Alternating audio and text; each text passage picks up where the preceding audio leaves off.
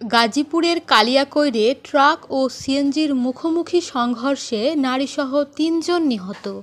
প্রত্যক্ষদর্শী ও পুলিশ সূত্রে জানা গেছে, ১৫ মার্চ শনিবার সকাল ৮টার দিকে উপজেলার মাওনা টু ফুলবাড়ী আঞ্চলিক সড়কে দুর্ঘটনাটি ঘটে।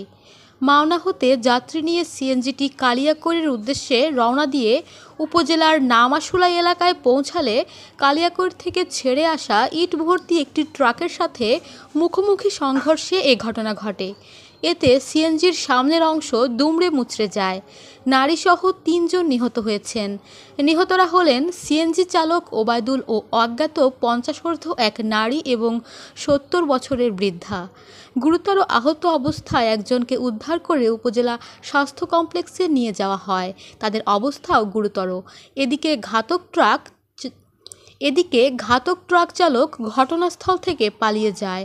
কালিয়াকৈর থানা পুলিশের উপপরিদর্শক কামরুল বিষয়টি নিশ্চিত করেছেন।